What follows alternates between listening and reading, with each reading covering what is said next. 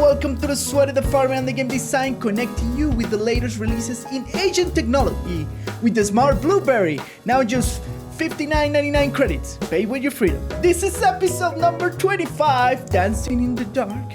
I am the long-name gamer, the Sweaty. And I am Lucho the Farmer. Thanks for joining us in this episode. This week, we knee deep into the Freedom Factory. Jesus. But before that, let's take a look at this week's news. Corrupted blood incident is helping researchers for the fight on the coronavirus. The crunch on the game industry is destroying talent all around. And a new pop-up book is full of Sega arcade games, which is just a very curious thing. So, coronavirus stuff. It's been officially this week declared a pandemic, so things are escalating the beginning quickly. Of the week. Yeah, these things are escalating quickly everywhere. So on top of that, and this news is one of the curious news, because this is I feel that in the game knowledge, this incident in the WoW is a very famous one, right? Yeah, in the gaming community, the corrupted blood incident. Yeah, is well known pop culture, I guess. Yeah, but tell me what happened for those people who hear us and maybe they're too young or don't remember what is this about. So a corrupted blood incident was something that happened in WoW in the early days. So it was basically a debuff that would drain your health, but it could jump from player to player to interactions. Yeah. So and there was a bug with the debuff that couldn't be cleansed or something like that, and correct. It will stay on safe areas, it wouldn't disappear. So you could go to cities and pass it around. I think the bug was that it was intended not to be able to be cleansed with the ability, but to be cleansed when you move out from the area, from the zone. Yeah. And the bug was that wasn't working. Yeah, because it was the first time they were doing a debuff like that could not be cleansed with an ability, right? So people in the UI will appear when you exit out this zone where the debuff were. In the UI will appear that as if you didn't have it anymore, if you didn't have the debuff anymore. So it's very chaotic, because people will go to cities normal and they will suddenly start dying, and then they jump from player and they slowly start dying in mass, but the debuff will not show sometimes in the UI. So it was a massive pandemic spreading simulation. And it took a time to be fixed, right? It took a month to be fixed. Part of the problem is that you could infect the pet. Yeah. You can infect the pet that you had, yes. Basically, you could, how is it called? Dismiss the pet. Yes. And the dog will remain in the pet. So you can have a sleeper, starting point. It's a vector. Yeah. Basically. Yeah.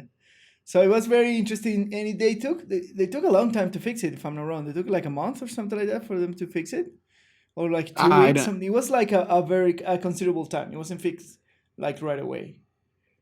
I don't know how long. Yeah. Did it take to fix? All right.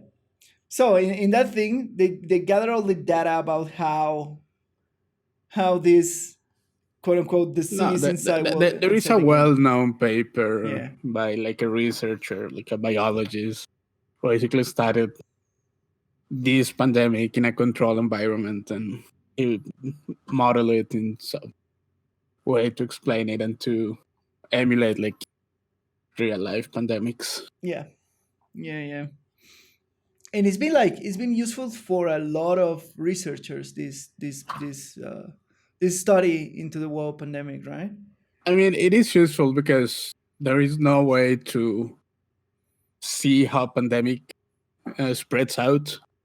like in a controlled, safe environment, and WoW was kind of the controlled, safe environment. Yeah, the perfect environment. So there you go. Video games give something back to life and our survival as a species. I mean, there is some. It has had some criticism of, like people saying that, like in WoW, you could grief. So basically, you could infect people on purpose. Yeah. That happened. That happened later when people started like realizing what was happening. They were going around. Yeah, but it happened. That's not the point. It happened. The criticism is that people don't act like that in real life, like, or for the most part, they don't. Yeah, for the most part. Man, and I mean, the author made a point that was quite interesting about, maybe not like maliciously on purpose, but when they dismiss the severity of the pandemic, it's basically increasing the risk of spreading the virus. Fair enough.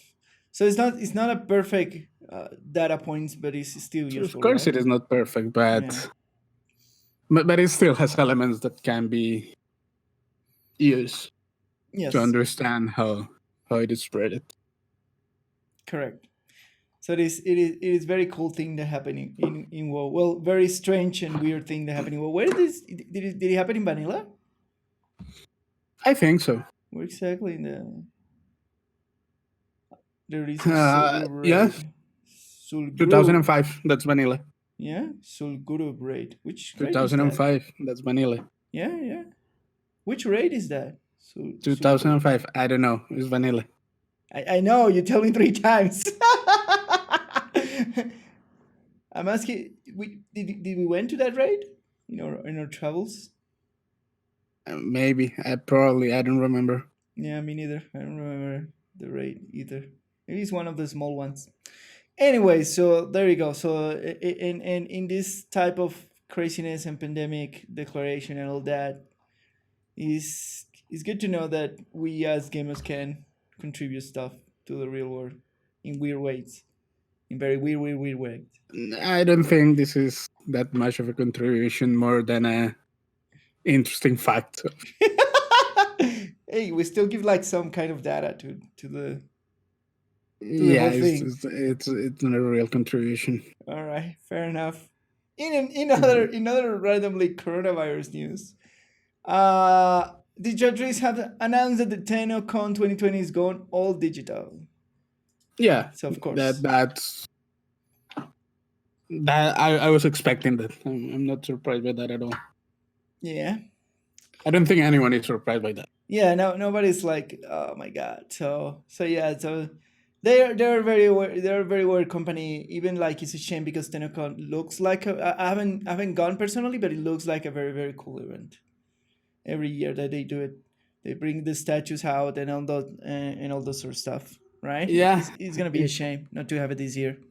As cool as it may be, it is better to keep people safe. Yes, it's more important to keep people safe. Of course, the fighting game community faces an uneasy future because of the coronavirus, and this is about because there's such a such a small type of community, and their events are not that big. So they're worried because the slowdown of these, what they do is like to compensate. They do a lot of events through the year to keep the fighting game community alive, right? And all those events combined kind of let them keep on through the years doing this, doing the fighting events, like the fighting tournaments and that sort of stuff.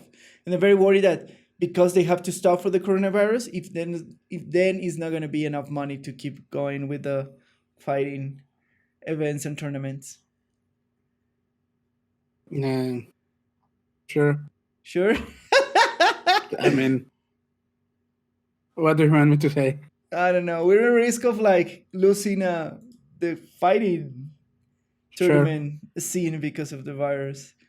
And yeah, it will come back. It's not lost forever. In another curious news, Japanese porn company makes 2,000 movies available for free due to coronavirus. Because Japanese. Right? Sure.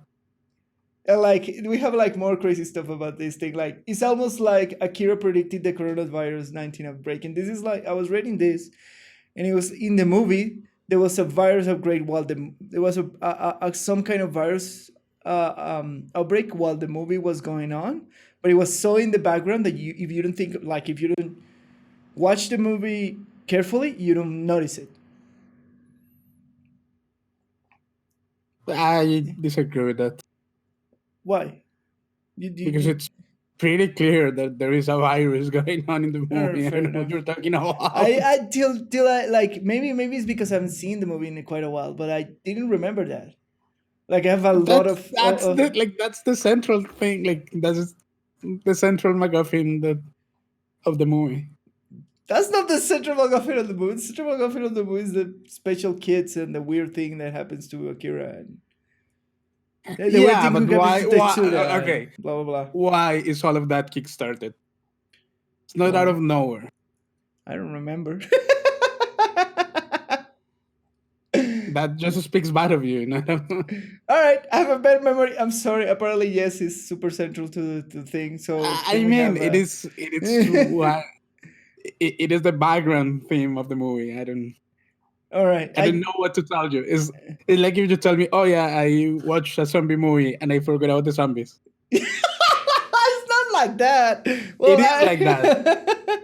Maybe, because again, a good zombie story is not about the zombies, it's all the people. Yes, the zombies are like are the backdrop of the movie. All right. It's the same thing.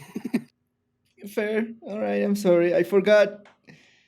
I haven't seen the movie in quite a while, and I forgot what was the central thingy. It's not like I watch Akira every week, but I remember what it's about. Oh my god! I'm sorry. I'm a terrible person. Yes. And the restaurant industry saying that it's gonna be horrible for them, but here I think to move on to the others. To the others. Did you know that Blizzard also announced that they're moving to work from home? Did they announce it? Yeah, on Twitter. Oh, when? Or at least I saw it this morning on Twitter. Right.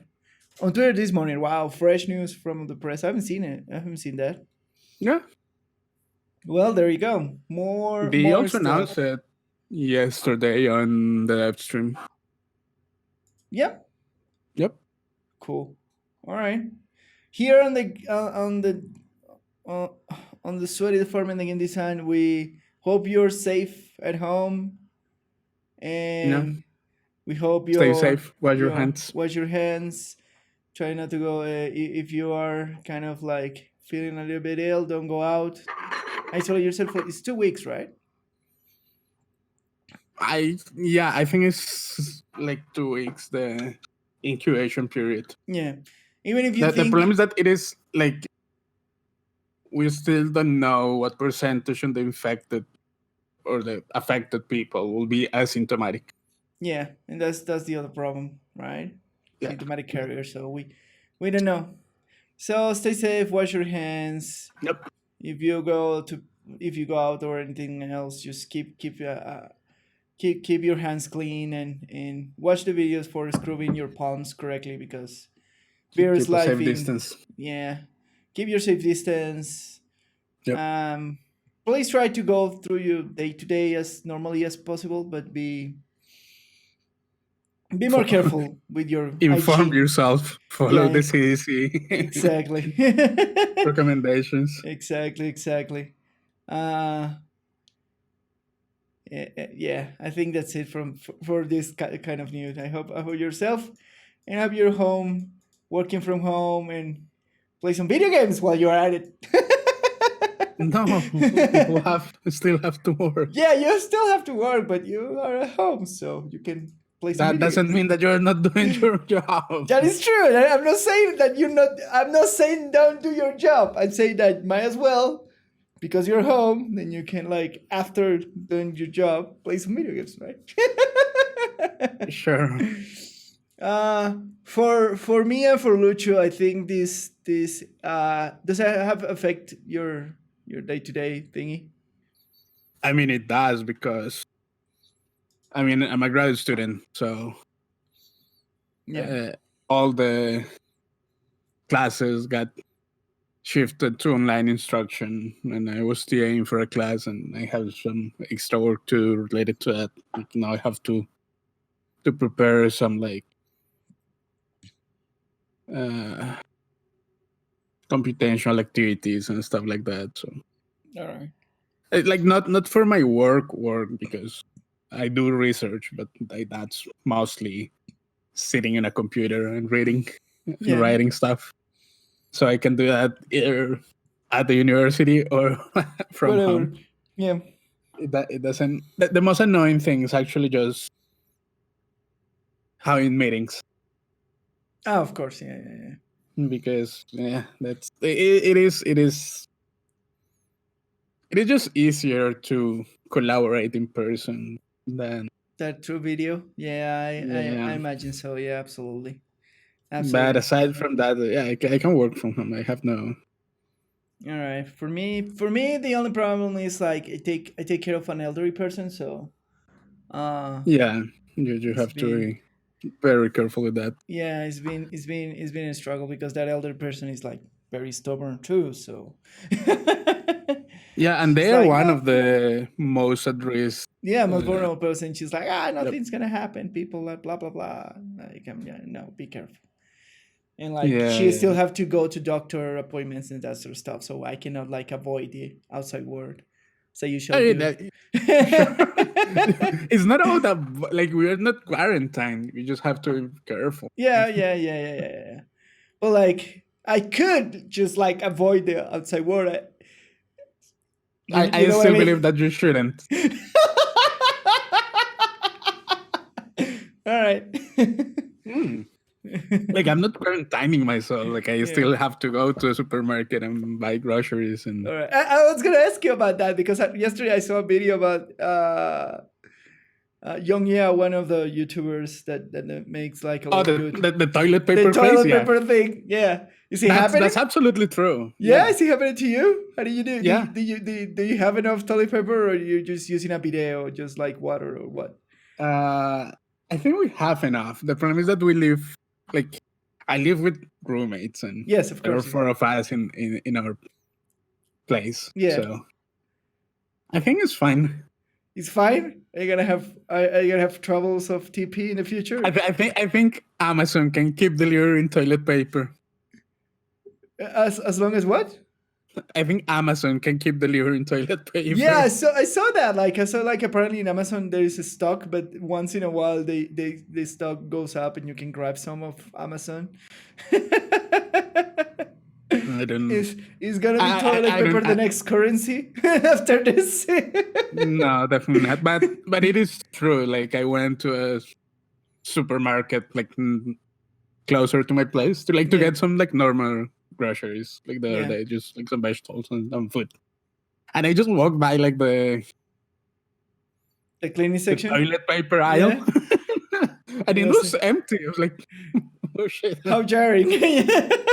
And now my next question is why does people have to amaze toilet paper when you can like actually have a bidet at your house, or like, I don't know. You know, that's something that I've been thinking about for the longest time now. What, a bidet? Yeah, they're very cool. But not based on this, but like, I have thought about this for like the last year. That I should get one. Like, you should like. All right, I'm gonna do a little bit of advertising. When I was in Australia, I lived for like 6 months in a house with a bidet, and it was really cool, and it was really clean and really nice. So if you can have it, the thing is like it takes like cost money, the initial installation and that sort of stuff, right? And you can have like a cold variety and a hot variety and that sort of stuff, right? But overall, is much better than toilet paper, I will say personally. I like. I have used bidets before, like a couple of times, and I agree, it's way better. Yeah. And like I think now, like there are some companies that sell some like add-on thingies, like a thing that replaces the little thing that you sit on the toilet. I don't know. Yes, the bowl thing. Not the bowl thing, but the little plasticky thing. Yeah, the seat, the proper seat. The seat. Like, yeah. Yeah, there is a company that sells a thing that replaces that is basically a bidet, and you connect it like to the water, to the wall. Yeah, you connect to the water. You need water and electricity, if I'm not wrong. Thing. Sure. Yeah. Yes. But of course, it does need electricity. Yeah. But like you can self-install the ones that I'm talking about. Cool. So maybe this is the rise up of the bidet companies. I buy stocks in bidet companies. Bidet should be more widespread. Yes, absolutely. Like bidets are good. Yes. it should. Yeah, but I have honestly thought about it like for not like for maybe a year or well, so. now maybe is the time. Maybe now is the time. You're right. Maybe it's the time, and buy stocks in bidet companies. If you know a bidet company that's doing well, buy stocks. Maybe. Yeah. Soundly advised from the Sweaty, the Farmer, and the Game Design. Buy stocks in bidet companies now.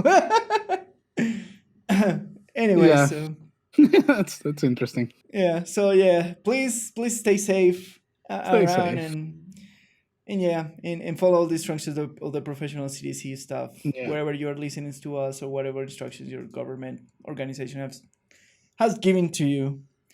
That's what I've been saying. Stay safe, people. Yes, people. All right. The next news is not very encouraging either. The crunch on the game industry is destroying talent.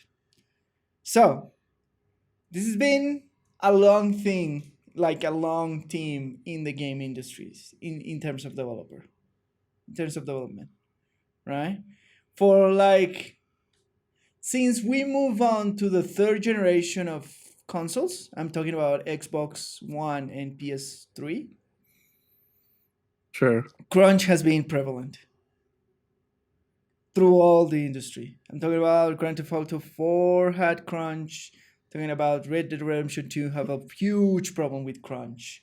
I'm talking about Naughty Dog, like The Last of Us, the first game, and Uncharted 3, both were plagued with crunch. I'm talking about Elea Noir from Another Restate. It was a horrible crunch situation, to the point that people didn't want to like work with it anymore. So we're reaching a breaking point, and it's problematic with the industry, right? Because what happened is like you take people which are very talented and know, like veterans of the industry or people who've been working in the industry, put them through a crunch process because of the last development practices, and then they move on to another industry, or they start doing indie games, right? So all these like very cool games maybe not deprive, like all these very good and big studios which have been doing good work, maybe deprive of talent because of the crunch. And that's the general worry that the article talks about, right? Yeah. I my opinion on that is probably biased. Tell me about it.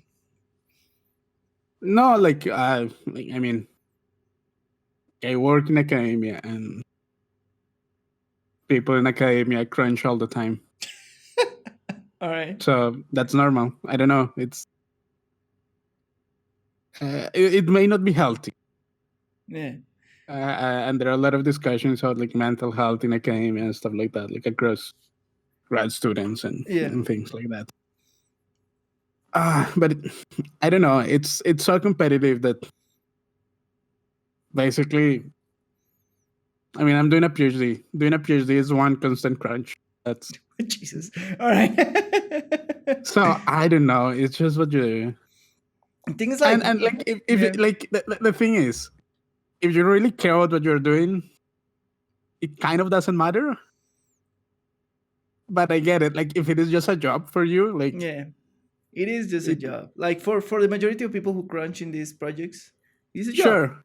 Right? It is a job that you want to do for a long time. And if your job is sending you, because there's a multiple cases in Anthem and in here in The Last of Us, and where people has been sent to hospital for weeks after a crunch. Yeah. Because Life it's is hard. related, because of not sleeping enough, because of that's bad for your health. And that it is bad for your health. The problem is like that that discourages to work in the industry, right? And And fair enough. And that's the thing. and the problem is like the crunch exists or not, because sometimes there's necessity for crunching, right? But the problem is like so prevalent that people don't want to like work in the industry anymore. They move to like movies or animation, where the crunch maybe exists, but it's not as bad as it is. I don't see that being that bad, to be honest. What? Talent? Like people just move into other industries. That's fine. The problem is like we lose veteran directions, and that's why all the games lately comes with problems of management, with buggy releases, etc., etc. Right? So the problem is like you don't have veteran staff to guide your progress and make it efficient and good. So what the industry happens is like they inject more money into the project and then just churn out fresh students, or churn out like starting people, right? And then what happens is like you never retain good talent. So you go through a year when you suffer like a year and a half of delays because of the crunch and the style of management, because of just retraining people all the time. That's the problem, right? That is not only problematic for the industry, but it's problematic for the actual developers and the money and how long it takes to make a proper game, etc., etc. Some will stick to a job and they will become really good. Well, what happened at the end of this is like they end up going and working for indie companies, right? That's fine. That's perfectly fine. What's wrong with that? Right, and they go and work in a small studio, and when there's when the time nothing is wrong pressure with that. And blah blah blah. That's nothing wrong, but the thing is like it's technically considered an abuse of personnel, right? Of like not instigating crunches, but instigating crunches by social pressure, which is what's end up happening more of the time. So at the end of the day, the question of all this is like game designers, developer, technicians, etc., should unionize and ask for developer rights, and that's it. That's the actual solution. Sure. Sure. Yeah, that way the companies are obligated to have good management and not just throw money at problems. Sure, if that's important to you, sure. That is definitely important to me as a game designer, that the industry is healthy and is not in this insane... I don't care, but I live my days in a really unhealthy environment, so don't give a shit. I care for you, Lucho. Please don't. But no, if you have to crunch, you have to. No, the problem is that if you want to be successful in what I do, you have to crunch really hard. I understand, but that shouldn't be the norm, right? That's what it is. I know that's what it is, but it shouldn't. Like my point is, like, it shouldn't be. There is no way of being successful and not putting everything into work. All right, that is just not a thing. Fair, okay, fair enough. Our opinions are like very different in that topic. Like 40 hours a week is not gonna make you successful in anything. Okay. I fully believe that. Sure. All right. Yes, passion is important, but not killing yourself is important too. It doesn't feel like that if you really care about what you're doing. I know that it doesn't feel like that, but the problem is a health problem. We are all gonna die out of something. Of course we're we're gonna die of something, but that's not the point. The problem is a health problem. It's like you should be healthy so you can produce more in the future, not just like burn you out like a candle and then toss you to the side, and that's it, right? Yeah, that's fine. All right. I mean, it's if you really care about what you're doing, you're gonna end up putting more hours than you can than what you can do, or than what it will be considered healthy. Yes, but it shouldn't be a constant. What do you mean it shouldn't be a constant? If you care, it is gonna be a constant. Anyways, it's a difficult topic. I'm just gonna move on because we're gonna be here all day trying to figure out this. If you are passionate about something, and you really have the push to be successful in a thing, you are gonna be pushing yourself more than what is healthy. Yes, but I want to do it in a healthy way. There is no healthy way of doing it. There is a healthy way of doing it. If you're organized, really successful people don't live healthy lives. Well, then, fuck, I don't want to be successful. I want to be healthy and alive. Yeah, and that's fine. But if you want to be successful... If that's the answer, then I don't want to be super successful. Just being healthy and alive, and that's it. Yeah, but if you care about your career, then that's life. All right, Lucho.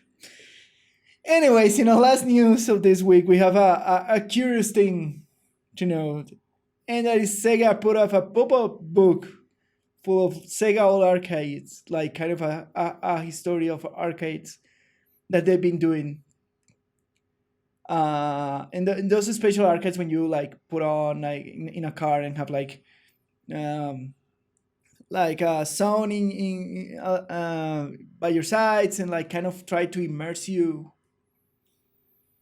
into the arcade experience, like the like if you got into an arcade and you sit down in a motorcycle and you drive with the game. So they made a pop-up book about the history of the arcade consoles that they built, and it's like I find it super enduring. I find it like super curious when companies does like this kind of like very artistic and historic type of thing. But I find it very curious that they made it pop up instead of just like an art book kind of thing, right? Okay. What do you think? Like, you find it curious, the pop-up stuff? Not really. I'm very really curious because I'm not 8 years old anymore, so I know, but I find it really curious because I've seen this kind of stuff, like kind of like books. Like you can get art books about like designs of art of old things in the game industry, like the original art of like Final Fantasy and this sort of stuff, right? So they generally normal books with like pictures of it and like schematics and that sort of stuff, right? But they make it a pop-up. But why? Because they can, and they thought it was a good idea. Maybe, yeah. Well, I'm guessing that the intention is that you can see the actual physical kind of shape of the arcade, the original arcade. I'm guessing that that's the intention, right? Sure. With all the designs around it and etc. Maybe a picture is not enough. Yeah, I don't know. Yeah, it's curious to see this kind of stuff in this era. Seeing a pop-up book. So I find it like really curious news. I don't see anything curious about it, to be fair. And that's the extent of it. Plus, I kind of like Sega. Well, I kind of grew up of Sega instead of Nintendo when I was a child, so it's kind of caught my eye. Those two, they mean nothing to me. Oh my God, Lucho, you're such a... I didn't grow up playing consoles. What do you want me to say? Fair enough. You grew up like playing computer games, right? I grew up playing outside. You grew up playing outside? Yeah, I play outside too. It's nothing to do with it. Yes, it has. Like, I never had a console, so... Oh, all right. It was perfectly fine. It was perfectly fine? You didn't want... I never... It never really occurred to me to ask for a console. Really? Yep. Oh, why? Do you have friends who So I had didn't consoles? care. No. You didn't have friends who had consoles? Yeah, I did, but Did you I went? didn't care all that. Did you went to an arcade? Yeah. Oh, I never liked arcades, to be fair. wow. Okay. And I don't like them too. Is that like they're cool, but like they're kind of boring, to be fair. Okay. All right. All right. Maybe that's why I'm the game designer. I really love all Yeah, that's these what I'm a things. mathematician. That has nothing to do with that. There you go. That makes sense now. Anyways, No, it doesn't. and that's the news of this week, Chad. We move to our deep dive, Lucho. So, first of all, a little disclaimer, right? This discussion here is based on our opinions and our own in-game experience. Whatever we said or not said about it can be incorrect. Sometimes we try to check the Wikipedia and that sort of stuff while we are going through the topics, but generally we derive of discussion of what we play on the actual game. All right? And spoilers ahead, right? I guess so. Spoilerinos. They come. I mean, it's a Division 2. It's not like you haven't seen the story before. You never know, Lucho. Maybe outside there is a dude who, oh no, I want to experience the story of the Division 2. You're spoiling me. And he suffers. Oh my God. No, but even if you come with that mentality, like to plan it, you can, like, if you have seen a movie before, you can figure out, oh, that's what's up. All right. Anyways, spoilers ahead anyway, so deep dive. I'm just saying it's not a fucking thriller book. Fair enough. We are checking out the lore of the Division. Yep. In some way, shape, or form. Starting from the Division 2, I've seen some of the Division 1 thing because they give you context in they give you context in the Division 2 for what happened in Division 1, but I've seen some videos of what happened in Division 1 probably. Right? Have you seen any of that? Sure. Nope. No? All right. Fair enough. So like the story is really not that compelling. Fair enough. So the main quest in the Division 2, like we're talking about vanilla Division 2. Yeah. How is it? What do you want me to say? Come on, Lucho, help me out. Is it good? No. No. Is it compelling? Does it? Not at all. Is it? I just told you. Yeah. Does it work with the game? Yes, it does work. Yes, with the game. It does work with the game. Then let's think like in terms of main quest. Why will you change or put on to make it more compelling in that case? If we don't have much to do, and what happens? I mean, no, you have to improve the character development of the NPCs. They are just cardboard cuts of people. Like they are as fake as they come. All right. They're not. They just don't feel like real characters. They feel like cartoons of. They feel like cartoons of like movie characters. That's what they feel. Cartoons of movie characters. Wow. All right. So they don't feel real. Like on the first couple of missions, you come across the lady on the first settlement that is all aggressive and I'm so badass. She's missing a leg, right? Yeah. Yeah. She's like her portrayal in the game is barely a character. Like, well, yeah, she just spew like bad words and. Yeah, that's what I'm saying.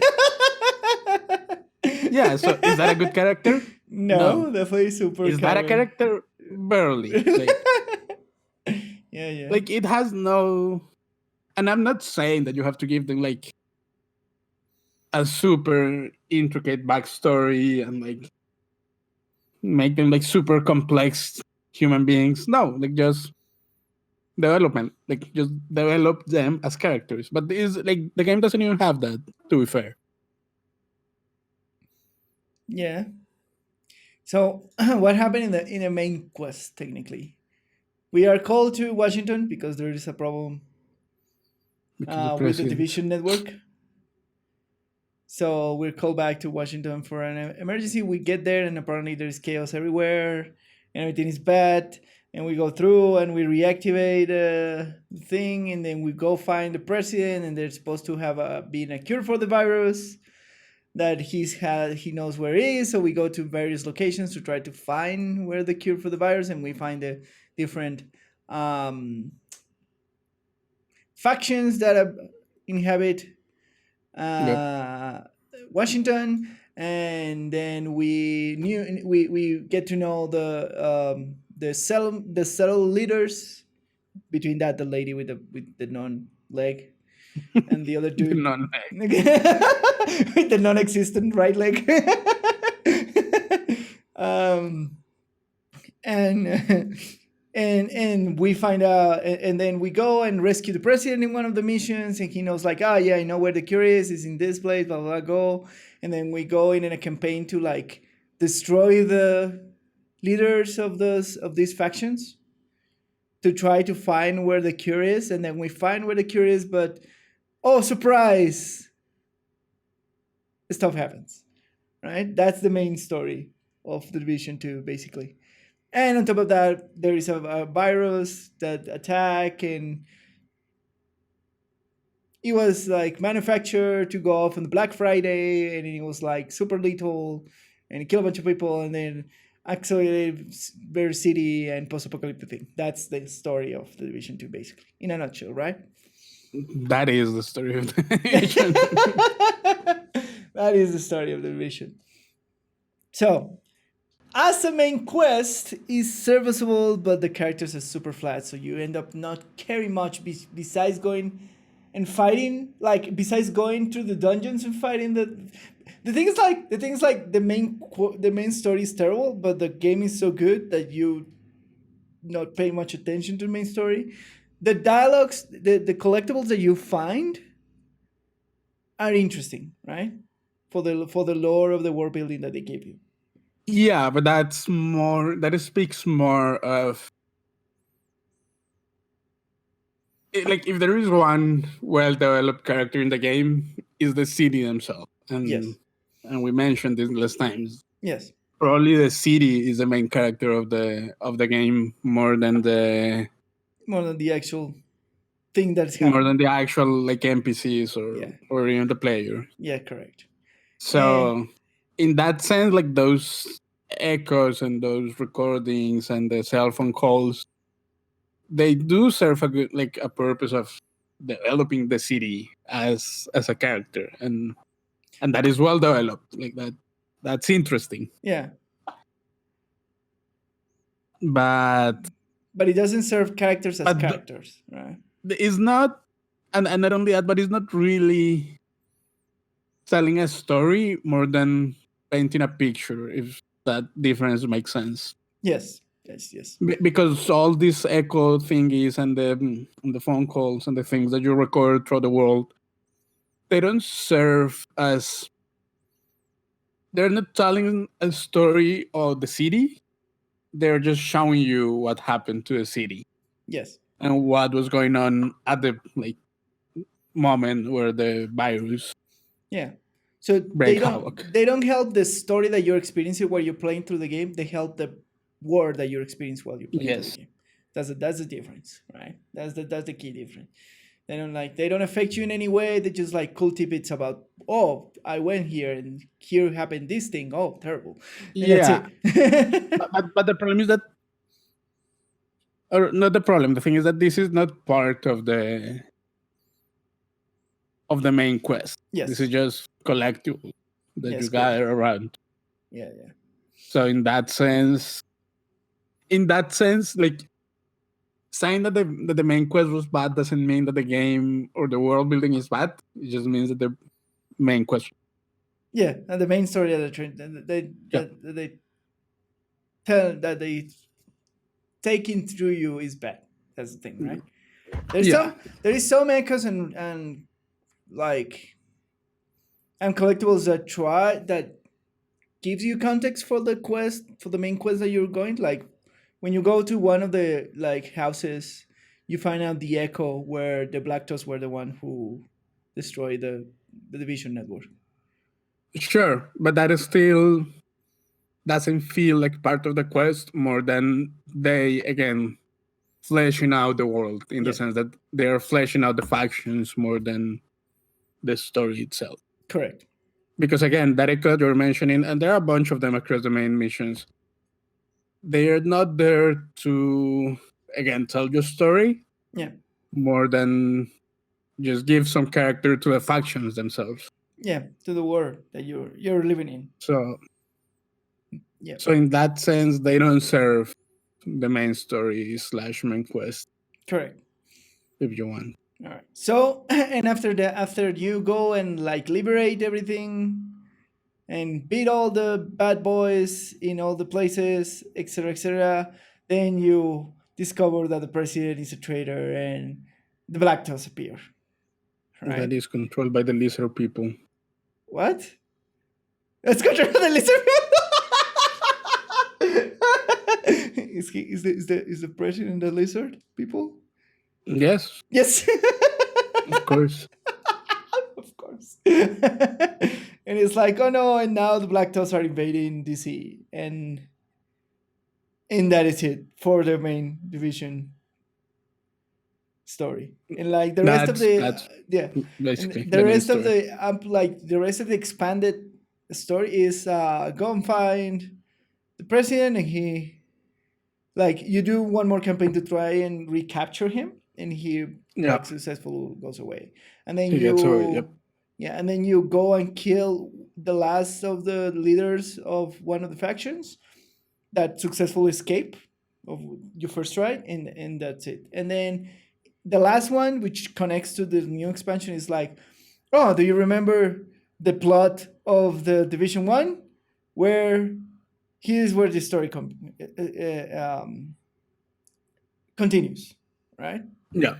And as I understand it, apparently the Division 1 has a better story quest because you are it's more personal, because apparently you are trying, because the main they actually have like a main antagonist. Like if you think about it, there's no main antagonist in the Division 2 story. Yes, there is no. Yeah. They tried to. Yeah, there is no main antagonist. There is no main antagonist. It's just like factions running around, and then you have mini bosses of factions, basically. Right? That's the kind of structure. Although I like that idea. Yes. Right. I like that idea because that helps the fantasy of the game. Like if you think that the zombie apocalypse comes down, or that like the actual setting of the Division comes true, which is a really odd thing to talk about during this time. But yes, we're trying let's say it happens. Water here. Yeah, but like, and let's say that you become the main protagonist of the game, so you become this hero character.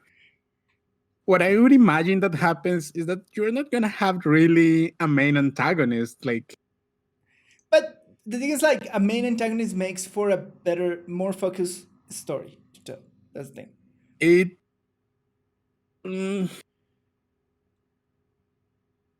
No, I disagree with that statement on itself. It makes it easier to tell a more compelling story. It doesn't make a better story. But like, if you think about the context in which we're talking about, like the story about the Division 2, it feels like an 80s movie, right? Yeah, sure. The setting of the in that context, it will be beneficial for the story to be a little bit more interesting if they have a main antagonist, as so many 80s movies has, right? It would, but I really like the idea. It's just that the setting provides such a good setting to develop an interesting like character study of the Division agent. Yeah. That'll be interesting, and you don't need a main antagonist for that. But the thing is, like, they kind of did that in the first one with the Rogue Agents thing, right? Because in the first one... No. Well, that's that's what I'm talking. Like that's not what it is. a character study about division agents, right? No, but they like the rogue things in the Division 1 are kind of side things. Like they're interesting and cool, but they are never the focus. In the Division 2, no, but in the Division 1, the main plot is about the rogue agent, the Aaron Kinner dude, who is coming back with the About expansion. one rogue agent, but that's it's not like just having one rogue agent being the bad guy that doesn't make it a story character, because you're not that person. You're not putting his shoes or her shoes. That is true. That is true. That's true. You're making so it, that is not a character study. You're making it like more if you were like the central thing in the story. Yeah. All right, fair enough. That's different. Yes. You don't need an antagonist to tell a good story. You could be your own antagonist. Yeah, that is definitely true. So maybe it will be beneficial for you to have more impactful choices inside the story of the game. That will help it, I guess. Again, a main antagonist just makes it easier to tell a good story. Yeah, no, I'm not talking about it. Doesn't make a good story. I know. But that's what you said, and that's what I'm saying. It doesn't make a good story. Make it easier. It makes it easier. That is true. But I'm talking like if the case, it would be like interesting to be a character story about your character as an agent, then it will be better if your choices in the game matter. Oh, sure, definitely. Yeah, that's what I'm talking about, and that's maybe what the game lacks a little bit, right? That's why the main story is not that interesting, because it's not because of that. It's because I didn't choose anything. All right. Yes. I didn't choose any of what we're talking about. It's not because the problem is not that they don't have enough choice or that they don't have a main character. It's because they don't have they're really not telling a story. So they didn't make a choice of what story are they telling. Yeah. That's the problem. It's not. It's kind of like the main story of the division. It's just the background for the fantasy of being this all-powerful agent. Yeah, that is true. So that's the problem. If they don't decide what type of story they want to tell, then they cannot tell a good story. Yeah, they're just giving us a world building, but they're giving a great world building, but they're not actually telling us a story. Yes. That is. So is there an easy fix for the story? No. Yeah. Yeah. I agree with you. Yeah. Yeah. Would it benefit from having a main antagonist or villain or something? I don't think so, because they never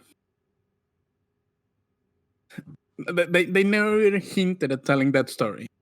Yeah. And the only thing that I feel like they were leaning into was like these big reveals, like shocking kind of things. Yeah. Like, oh no, the president is bad. What a twist! oh no, the Black Toast invaded. What a twist! But the problem is that when the twist doesn't lead anywhere, it is not as effective. Yeah. Because the twist doesn't lead anywhere. It's just the president is bad. Sure. Okay. You know what I mean? It's like that kind of twist, for example. If you didn't build the president as a character or something that you could have some empathy for, is not zero effect, right? Zero effect.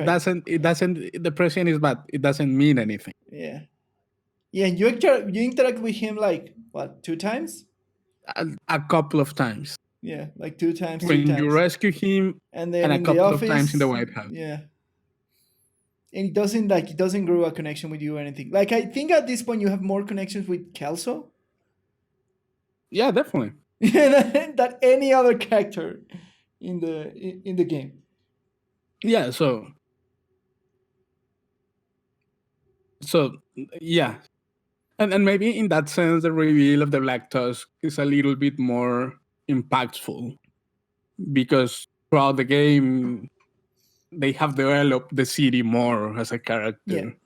And when you see that it gets invaded by the Black Tusk, it is more meaningful. You say, oh shit, shit is going down. Yes, in my city. But in the city, on the city itself, the problem is that reveal doesn't lead really anywhere. Like, it got invaded, and then that's the end of the story. Like, it's left on a cliffhanger but with no horizon. You know what I mean? Like, like there is no point to look at the end of that cliffhanger. Like, and throughout the 3 title updates to continue the story, it's been like, well, they're in the Pentagon and they're looking for a device that process cure for the virus, and then the other just a MacGuffin. It never goes anywhere. And then they're in the where? Then they try to go and get the actual cure of the virus. And that's it. That's all the Black Tusk does. It creates chaos and works for the president that betrays.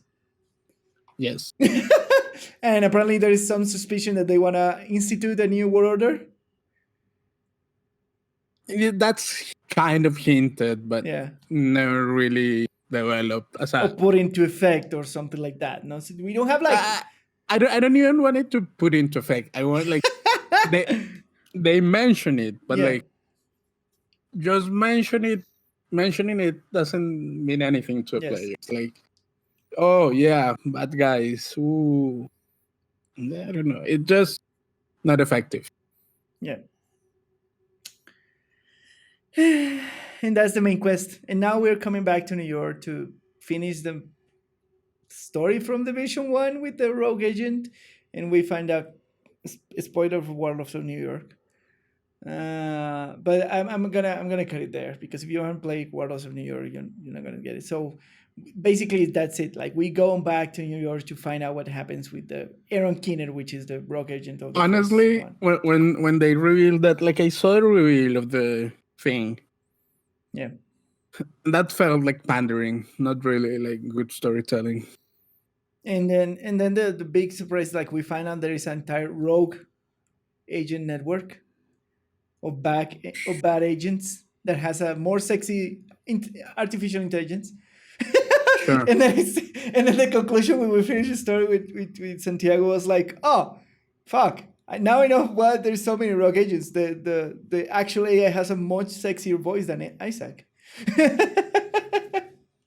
And that was it. that was the extent of the impact of the story in the expansion. I mean,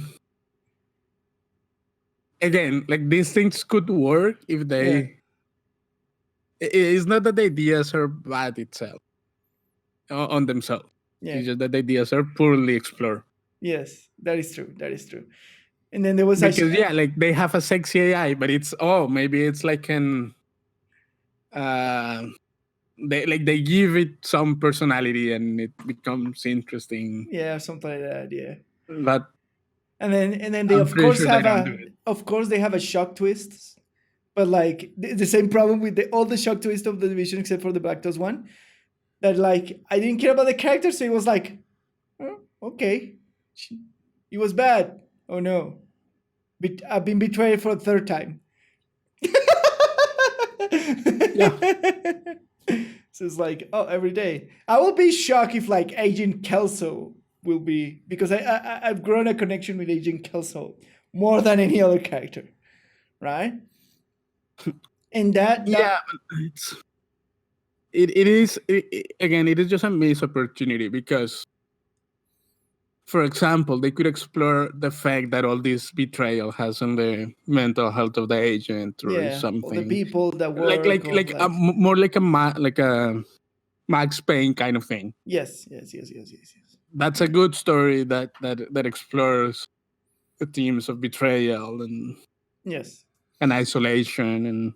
Correct. And like, the setting is perfect to explore that kind of thematic. Yes. But and they could, but they don't. Yeah. Which is it's a little frustrating. It's just kind of wasted of like potential. It's a waste of an amazing world building. Yeah. That is telling no story. Correct. I will agree to that. All right, moving on. So the side missions of the Division 2, where they try to build the characters. Because No. every side mission is kind of related to like the characters in the settlements. Sure. As related that character told you we need a water source. Go get it. Yes. And that's the extent of the relation. Yes, or like the settlement the settlement leader telling you, "Oh, I left these things in the police station. Go and get it." Yeah. Oh, we need batteries. Oh, we need a new solar thingy. Oh, Yep. and that's all the side missions. They're super fun to play, but they're just more world building, which is good for a side mission because it's what we want from side missions. To either build for a side mission. Yeah, to either build the world or build individual characters. In this case, they're just building more world, which is okay. Yes, it's good in our book, but they build 0 characters. Yes. I agree with it. You agree with the side missions, with that thing in the side missions? I mean, the side missions are interesting. Yes. But do I really care? Not much, to be honest. And there's missed opportunities too. There's like a secret side mission about a bunker down in a house where some presidents used to live. And it's like this super mystery, super interesting, and they go nowhere with it. And it was like old recordings from the 60s and 70s, and you find this old like storage space from old president stuff and like intelligence, and the only thing that goes to that is like you go and recover some old schematics of the White House to give more access. Sure. And to find out like secret things, but nothing happens with it, and it should be like super like interesting for them to explore, especially because they present you with an NPC in those secret missions, which is investigated that, right? There's a bunch of mysteries in the what? Okay. Yeah, and there's a bunch of mysteries in the DC area about like underground bunkers that being like hiding from blah blah blah, and it should be like it's such a missed opportunity again in the side missions to like present you with those mysteries and give you hints of what it is, and if you get a cool thing or something like that out of it. But it feels like it's there, but it doesn't reach full potential, right? Because there is mysteries in the Division 2, like the hunter things and the history stuff hiding in DC, but it's cool world building, but they don't go anywhere with it. It's a shame, right? I agree with that. Yeah, that's the side mission. So, what about the story turning points? What do you consider story turning point? I mean, it really, as we just mentioned, it really doesn't have any effective ones. They just try to play the shock factor. Yeah. Because there's really no like for example the little cinematics that are like CCTV recordings like that they have for each faction. Yeah. They're shocking, but like, oh yeah, the bad guys, they're awful bad people. And you say, oh, sure. That's why I'm killing them, right? no, but like, it's like, do you remember the one for the military guys? I forgot the name. For the True Sons? Yeah. Which that one? It's like there is this doctor like that comes like this colonel. The one in the entrance of one of the settlements that they were controlling. Yeah. Yeah, and it's like, oh, but we need the people, we need the medicine, and he's like, oh no, get out of my face, and he shoots the like doctor, and yeah, it's like, oh yeah, they're awful. Yes, they are. Yes. Yes. And again, like they don't even present like it's just black and white, and that's kind of what is boring about the whole story. Is like, yeah, all these factions, they're just bad. Yeah. Well, they have like no redeeming qualities whatsoever. All right, let's finish with this with the storytelling. But so we have what? The reveal that the president is alive. That's one story turning point. That is alive? Is that really Yeah, real? because remember that they built up that the Air Force One crashed, so they thought that the current president is dead, and we don't know. I guess I never bought that really. Fair enough. So what? That's one. Then you get told that there is a cure for the virus somewhere in DC, but that you need the president to access it, so you have to rescue the president. And then what is the next story turning point? When you help these settlements, that's Super May. And then they present you with the leaders of the factions, and then you have to defeat them, and then you win, technically, right? Speaking. You win, and they have fireworks, and everything is cool. And then this first story point that the president is a traitor, and he runs away. Yeah. Followed by and they leave that there, right? You don't see the Black Tusk till after you go to certain level in the story campaign. Yes. Right. So you advance through what is left of the story campaign. You kill you defeat the majority of the leaders, and then the Black Tusk invade, and then tan chan, Black Tusk bad people who come to take control of the city supposedly. Yep. And then you find out that everything was originally plotted by the Black Tusk, and that's the end of the story points, the story turning points. That is basically the end of that. Yeah. And then now there is one more that Aaron Keener now has a biological weapon based on the virus. And that's it. We haven't cured the virus. We have all the tools to cure it, right? We have the cure because we rescued, and we have a device to make the cure. But they're still talking about it's going to be another upgrade and everything's terrible. But we already have the cure. Yeah. Right?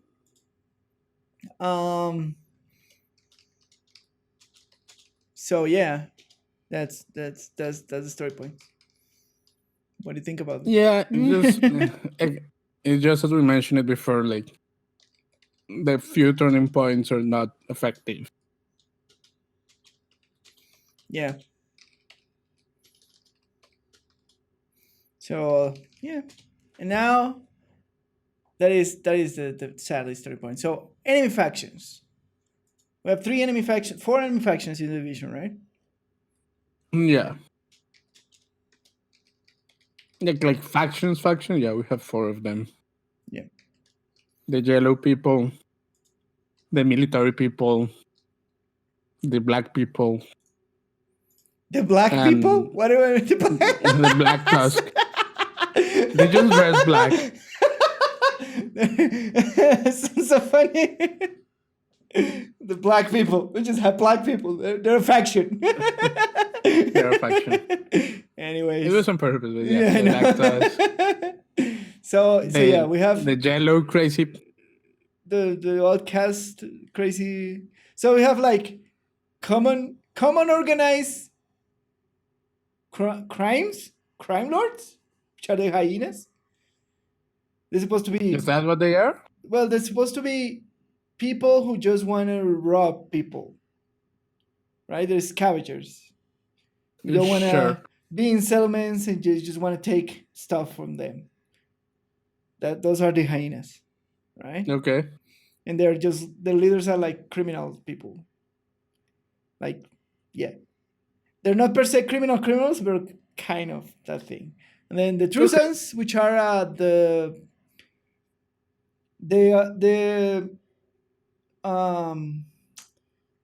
military forces who used to help in the control of DC, proper military forces. Not the police, but proper a military, a brigade or something like that. And the commander is put on because he's very stern and good to make decisions. He's very effective. But if you pay attention to the world building stuff, you know that he has psychological problems from the beginning. He has very bad extremist military background, right? So it's not weird that he goes all cuckoo for Cocoa Pops and start wearing old like all military uniforms,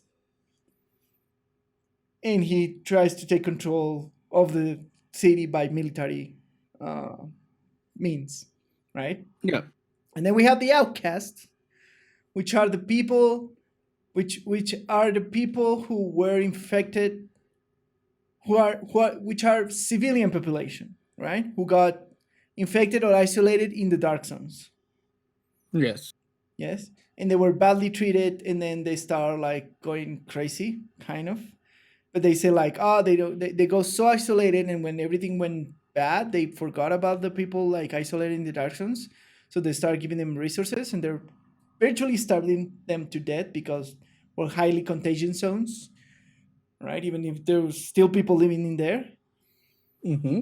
And a leader, which has been like, I think it's been like the most interesting leader that I've seen so far, because they did a lot of build up on her, which was a mom who was asymptomatic with the virus and lost her child, and that's what driven her to do the whole outcast. That while outcast, they strap bombs on them, and they're suicidal and so super extremist, and they put like they attack you with fire, and they try to cut you with like glasses, and they're like dressed with all the containment stuff that they were trapped on.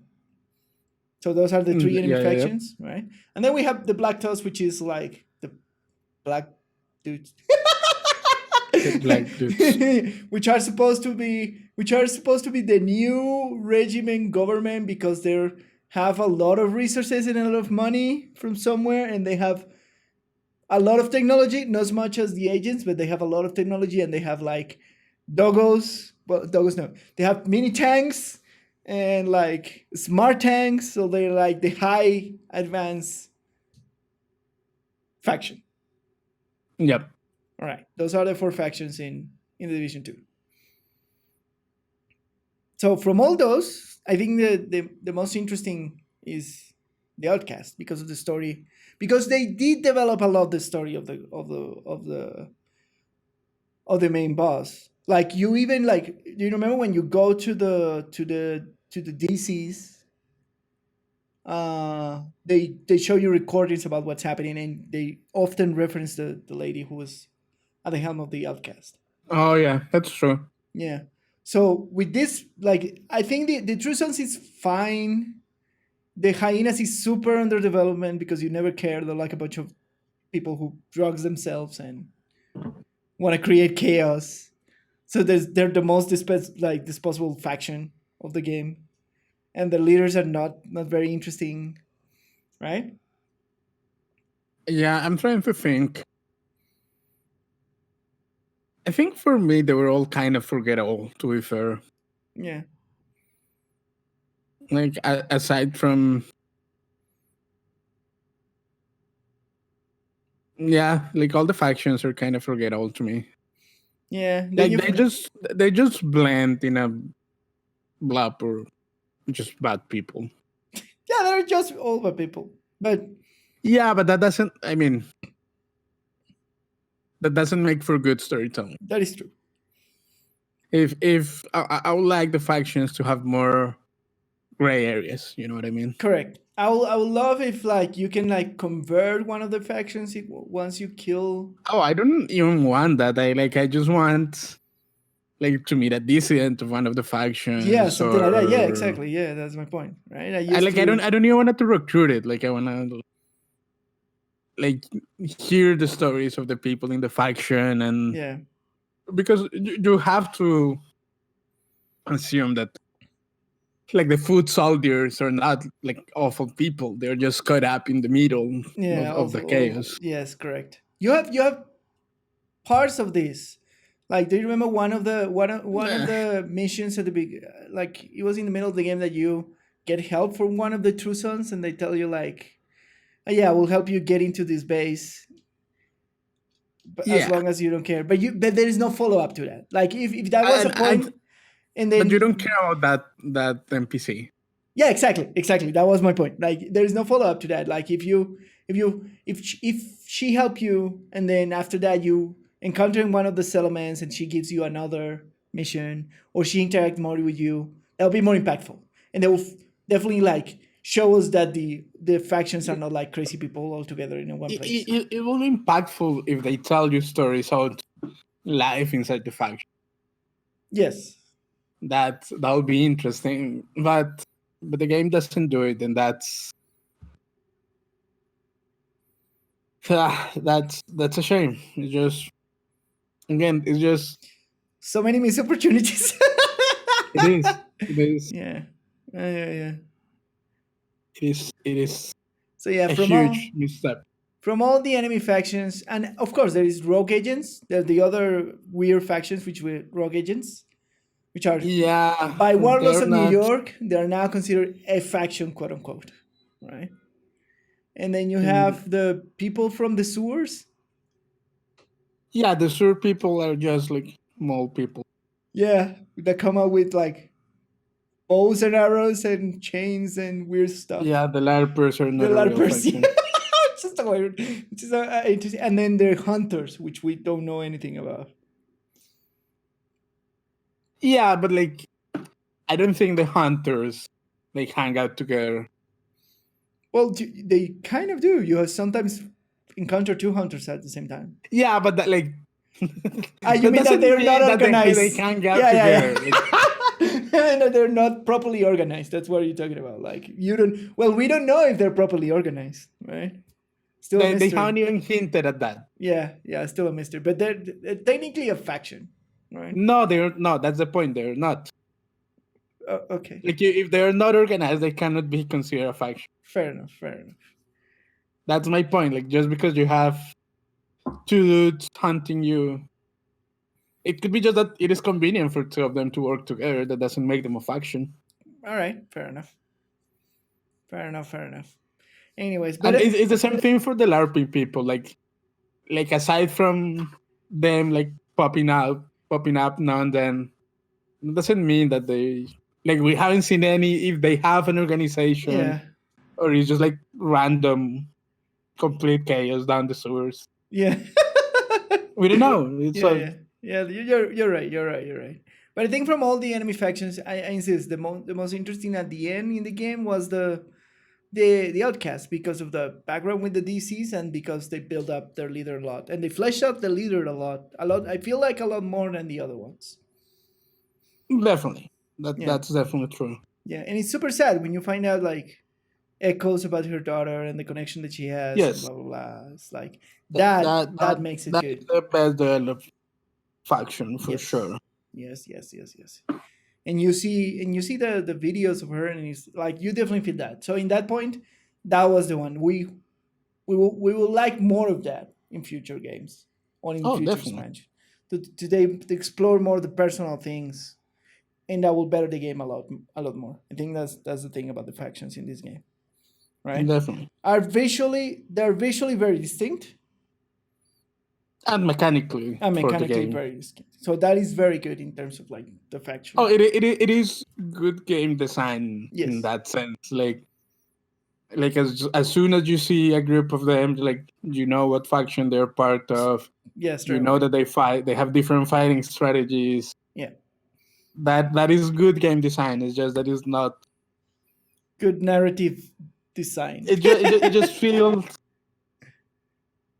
like a mechanic. You know, it's not really a thing. Like yeah. Anyway, so now characters and relevant NPCs. None. That's we have problem. Kelso. I will agree that the only I really don't care about Kelso. Like the only NPC that it doesn't feel completely as cardboard is Kelso. Because you know that she's sassy. We know that she has a strong personality. I really don't care about her. Yeah, no, I don't mean that you should care or not. I mean that she's the only character that has been kind of fully developed from all the other NPCs. I mean, by a razor thin margin. Yes, exactly. That's my point, right? No, that shouldn't count. And we have and we have a lot of characters, right? We have her, we have Manny, which is the division director, right? Yeah. We have the settlement leaders, which are the lady with the non-leg, Yeah. which I don't remember the name. That's how good it talks to the character. I don't remember her name. Yeah, and she has a daughter that you rescue in the like third mission of the game. Yep. And then you have the other settlement leader. Yeah, it's a guy, no? He's a professor from the. He's a tough nails professor from that university. Oh yeah, it's a professor from the university. Yeah, you're right. Yeah. And he's just bold and he's very realistic and down to earth. That's it. Yeah. What about the faction leaders? So we have the captain. Yeah. Which is the crazy captain dude. I don't know which one is the hyenas one. I don't know either. There he goes. Which one is the hyenas faction leader? I have no idea. Is it irrelevant? Did he have an impact on us? Do you remember killing him? I mean, none of the faction leaders really had an impact on us. Well, besides from a show, right?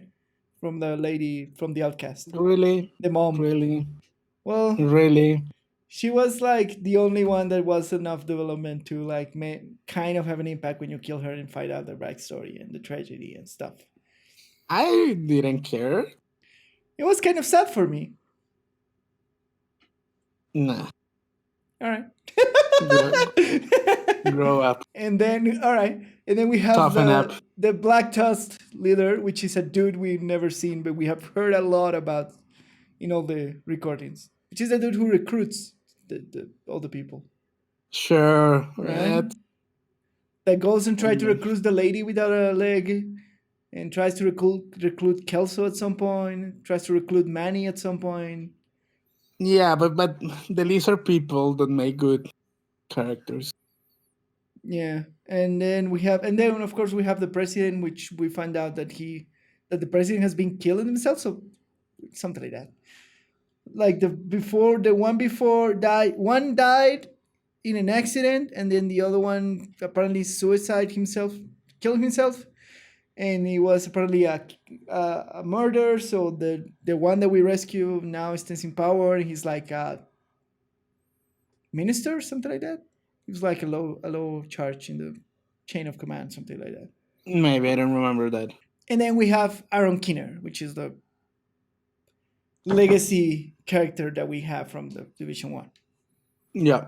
And we heard about him in all the Division 2 stuff throughout the story, that he betrayed the Division, that what happened with the first wave of agents in New York, and then that he got one of the scientists that made the virus to work for him, and he's doing very bad stuff. You see, bad people. Bad people. Just bad people. It's just, again, it is just that from a storytelling perspective, just having black and white characters is not a good template. Like, it's not a good setting to tell a compelling story. Yeah, but for example, I think about the True Sons, for example, and I think like, yeah, they're a militaristic kind of thing, but like it would be more interesting if they have a settlement with just military people living in it. But like, you cannot sustain that if you're gonna just take like it will make sense if they construct a settlement with martial law. And it will function like that, right? If you go in one of the missions, you see a settlement of like normal people living on the martial law because they feel safe with the highly militaristic order. That will make more sense, right? To develop that will make sense, but that doesn't still paint them on a good light. Well, that will give them more of a gray area because they protect civilians too, instead of just like under their own living under fear is no protection. Yeah, so. I know, but that's my point. Like under their own thinking, they're protecting civilians, right? Because that was the point of them as a militaristic thing, right? They're not criminals. That's my point, right? Even if they're painted as such in the game. That's never conveyed. in the There's game. yeah, there's one recording that kind of hints at that when he goes, the actual general, the leader of them, he goes to an apartment and has a conversation with a dude. And he tells him like, "Oh, you live here safe because we are in the streets." And then they kind of like half extort him or like ask him for some resources. And he Yeah, gets like but kind of again, threatened. like that mob behavior still makes them bad. Like that's not a gray area. Fair enough. That was my first. That was best try to like do that. So yeah. No. I know, but still, like if the point is that them protecting people just for the sake of extorting the people is self-serving. That's not good. Yeah. Like there is no even good intention behind that. Yeah. Because it is self-serving again. So Yeah. so I don't know. Like the faction should be a little bit grayer. I will agree with that. And I don't know. Like, how do you change the outcast? I think the outcast I probably portrayed, they actually are a civilian kind of They population are, but thing, right? they are. I mean, there are shitty people all around the place. So just Yeah. being civilian doesn't make them good. Yeah. But then what will change to the faction so they will feel more It is like probably not about changing the faction. It's about like maybe looking at the motivation of people joining the faction, or just looking at people who join like just in the chaos, or like looking at the motivation of people who are like really convinced that that's the right path to like attain a future or whatever, next stage or whatever. yeah, or like Yeah. to protect family or something that paints them in a more like human way, like Yeah. because humanity is complex. It's not Correct. you're not all of us are neither bad or good completely. Correct. Yeah. We're just kind of shady people. Yeah. Yes. So it's the same. It's just that when you have a faction that is made out of people and they're all painted in, oh, they're just bad. Yeah. That's just not relatable at all. Correct. And even your villains or your enemies or your antagonists, They should be like more. They should be at some you point should like. care about them. Yes. Yes. They should. As characters, not Yeah. even if they are like bad people. Yeah. Even Like even they if should they're have doing. enough humanity on them to Yeah. care Even if about they're them. doing bad things, they doesn't mean that they're Yes. like yeah exactly yeah. So yeah. So maybe an example of this like is thinking about the outcasts. She keeps saying that she's trying to protect their faction as a family because of her trauma with her daughter. Yeah. And we never see this in several ways. Like she keeps sending people to try to stop us, but like if at some point we see like a bunch of she taking off a bunch of like families of outcasts somewhere else, of like trying to defend kind of like settlement or something like that, that would make a lot more sense of what she's talking about. Yeah. Yeah. And I think that's the point. Like that you have to make your bad guy like a good bad guy. It's always a relatable bad guy. I mean, more than relatable is that you can see the humanity on the Yes. character. Yes. And that and you can see if that it is purely what is it stops being human, so you correct. kind of don't care. Yes, you end up with a cartoony Yeah. bad guy. So those are the small differences. Yeah. What it makes a good Yeah. a good How to make it work in this game? I don't know. I'm not saying it's easy, and like writing a good story is hard. I'm not saying I can do it. And I'm not saying that they didn't try because they kind of tried.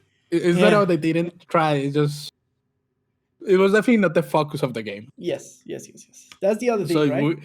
If it's definitely not the focus, but we are judging the story and the world of the game. So as a critic, it's definitely lacking in those senses, and it could be better. Yes. Yeah. So now, I still like the game. just to make it like I'm being harsh on the on the Division 2. I still like the game. Yes, it's a really good game. The game is still good. don't get us wrong, but it's necessary that we like showcase this kind of stuff. So yeah. Any other character you want to talk about? Like there's a bunch in the new expansion, but I don't remember anyone else, to be fair. Well, there's a small NPCs that goes to the White House and help you. The one that you collect. Yeah, I don't really. Yeah. They are just names that you collect in one mission. And like, and there are more missed opportunities there in the sense that you could like make us care about those NPCs that we are collecting, make us go and do something personal for them, go and save a family member, go and get something valuable, something like that. And then continue to like a couple more missions about them or something about them. So we get to know them because we interact. The thing is like it's a missed opportunity because we interact with them all the time. Yeah, but I don't even remember their names there you go. Their faces. Yeah. I mean, it's a missed opportunity. We interact all the time with the lady who sells the stuff for the calibration and for the crafting bench. We interact with the quartermaster all the time. Yeah. Right? And in Warlords is weird because they kind of did that, right? They kind of tried to do that because the quartermaster in this new expansion and the vendor in the calibration stuff in the expansion are the two main character guys from this element. I see. Yeah. So they try to do something like that. So kind of like that's the thing. All right. So moving on, weapon and armor in character design, like in relation with the story. So the weapons is like they're realistical model weapons. I like that. Yeah. So it makes sense inside the game. Like they're based in like current models of existing weapons. I mean, it is still a Tom Clancy game, so yeah, still a Tom Clancy game. The same with the armor and that sort of stuff, and the backpacks and all that. I told you this before. Like some of the armor sets, like the brands, they're real tactical brands. Yes, you can buy them. I like that. I like that detail. Like super good. That's good. Cool. Yeah, and then that makes that helps the narrative and the world building a lot, as we keep saying it right? For that. What do you think about the different thing what they do, the gear sets? The gear sets? Yeah, the design of the gear sets. Those are the one that they come up with, right? Yeah.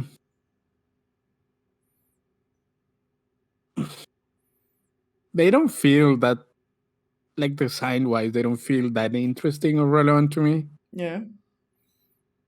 But I guess that's fine. Because that's the idea that they look like real plausible gear. Yeah, it's like the Tom Clancy games. Like they walk this weird line between like hyperrealism and fantasy. Yes. That it's hard to. First, it's a really difficult line to walk. Yes. And it's kind of hard to critique because when it is effective, when you don't notice it, like when it doesn't pull you out of the game. Yes. And you still and that's the interesting part of the Division. Like there's a bunch of things like, I wish I could look more cool in the Division, but you do under the realistic approach. The classic thing, right? I remember they should have like more caps and shirts, and then at the end of the still caps and shirts, dude.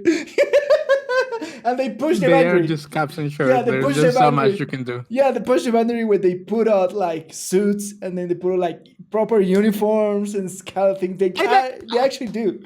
But I like that. I like that. Like dressing up as a, I don't know, SWAT policeman, a bomberman, or like policeman. I think that is cool because that fits. Like that fits. That's my point, right? For example, they have like these hunter outfits. Yeah. That are like jeans and flannel. Yeah. And like a hunting cap. I think that's cool. Or like the park ranger. That's cool. Yeah. So definitely very good, and like it's still inside the story. It makes sense that you would like go. I like that a lot. I like the aesthetics.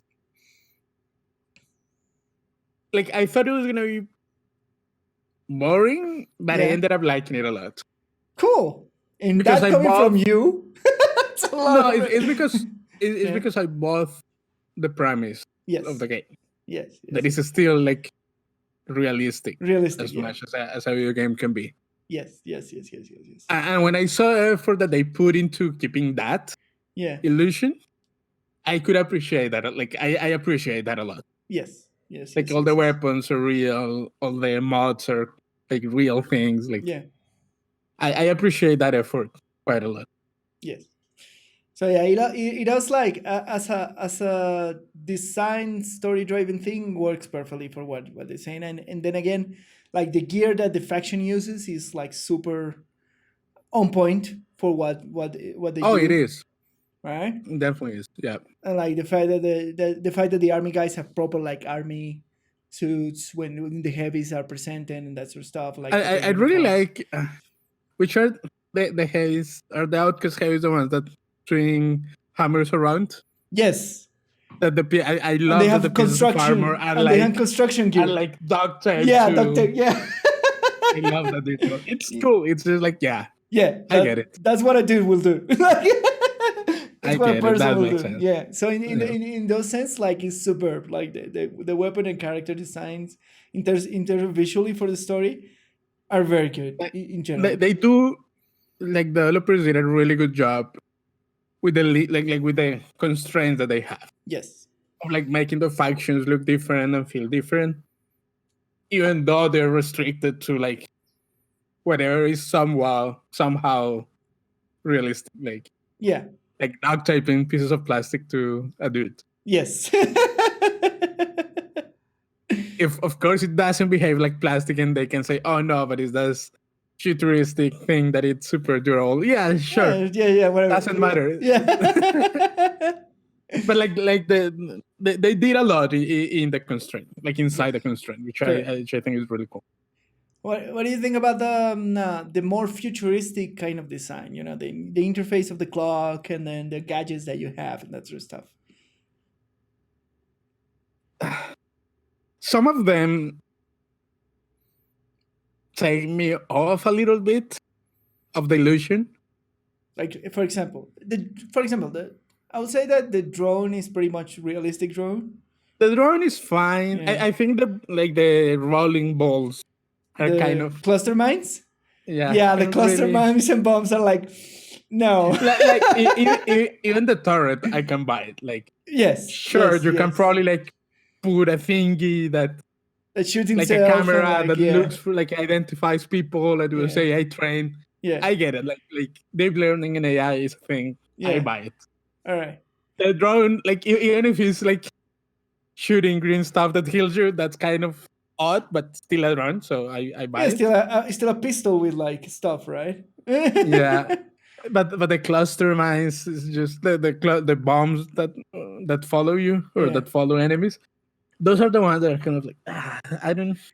That's way in the fantasy. The same with the Hive, for example, right? Oh yeah, the revival Hive is like, I mean, but that one bothers me less because I see it like a necessity. Like like there are some like again things lying in the spectrum of like just for the pure mechanic of the thing. Yeah. And anything from there to just a realistic thing. Yes. And I see like the Hive as that's kind of just a mechanic MacGuffin. So I never attach too much reality to it. Yeah. It is weird. Yeah. I like the shield. I like the fantasy of the shield. It's like a shield wouldn't stop like that many bullets. Real bullets. Yeah. Or you'll break your arm from the impact or something like that. Oh, you will definitely fracture your arm and like dislocate your shoulder and but it makes all kind of crazy trauma. It makes a lot of sense in the fantasy thing, right? But it's an inventive way of like giving you that. You think out a mechanic, and you need an inventive way of putting it in setting, making it work in the game. Yeah. And the shield, I think, it's a really good example of that, because the drone and the automatic turret, like those are kind of obvious. Yeah. But the shield is very smart. Oh yes. Yeah. Cool. That one makes sense. Yeah. What do you think about the Firefly, which is the other weird one? Yeah, I don't like the Firefly. I like the chem launcher. Yes. All right. And it's absolutely really cool. Like absolutely real. I mean, as real as it's not, like the way that it works is not really of course not. It's not realistic at all. but you like, can make it. You can buy it. Like yeah, it's just a little thing that shoots balls of chemicals. Yeah.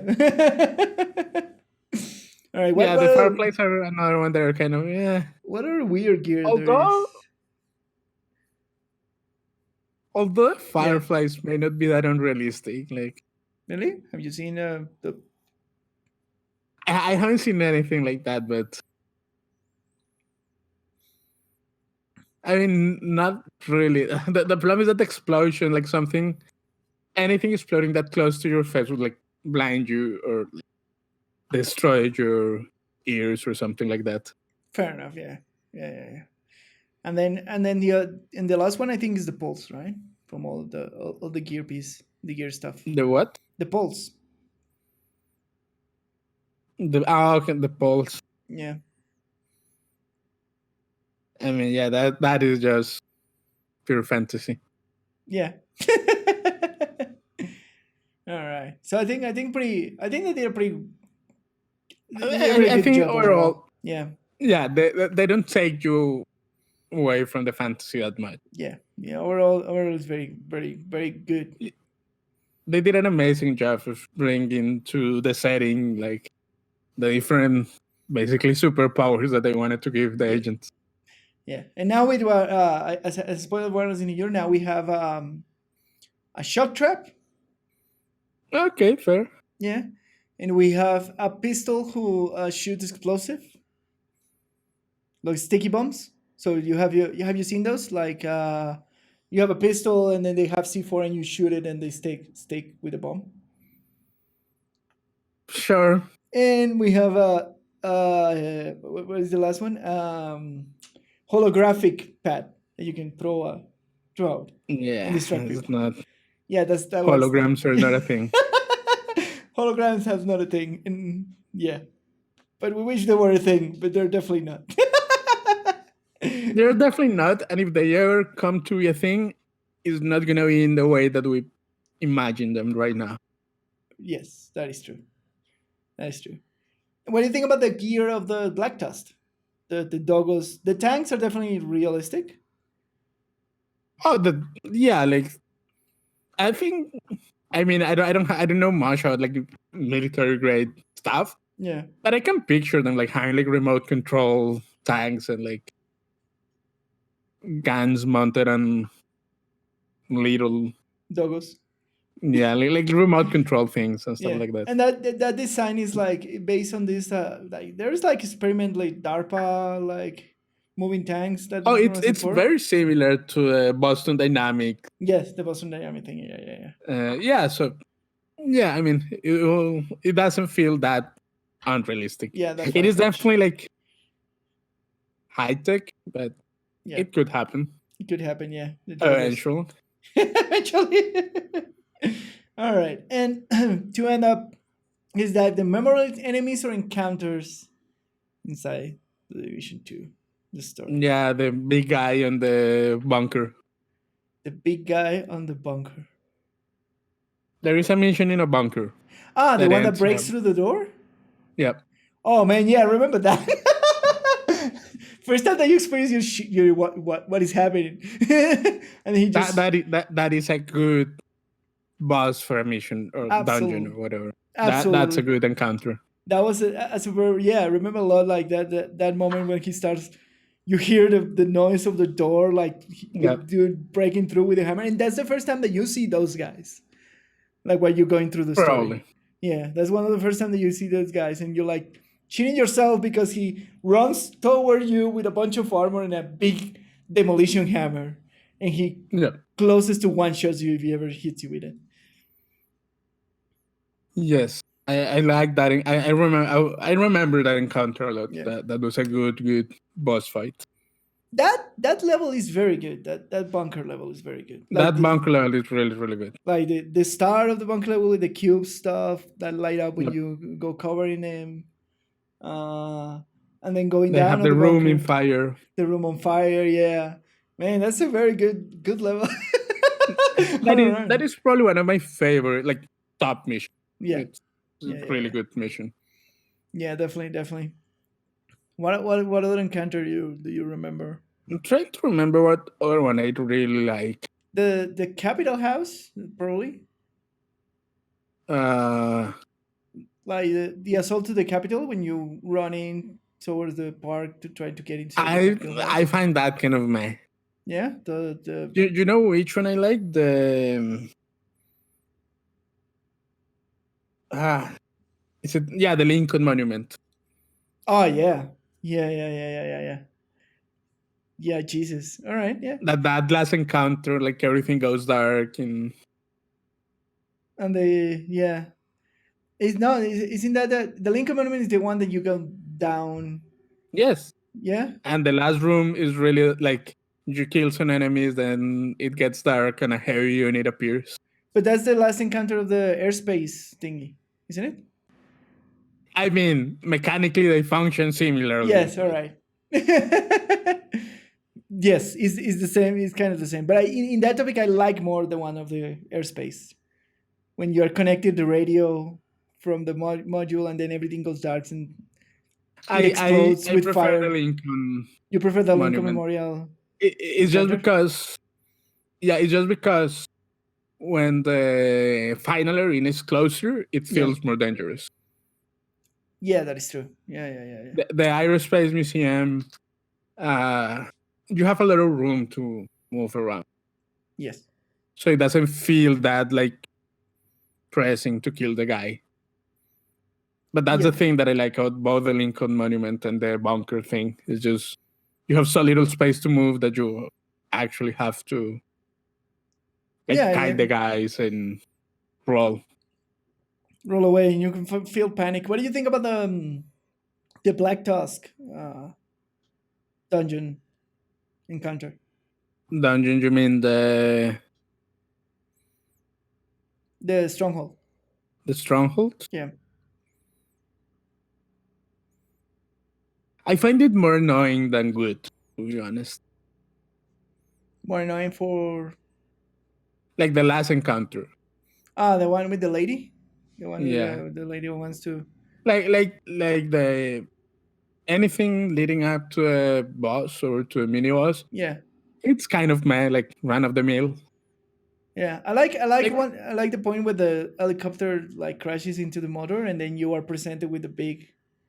Like... You see the big, like, what is that? It's a water boat? Yeah, it's a water thing. It's a boat. Yeah.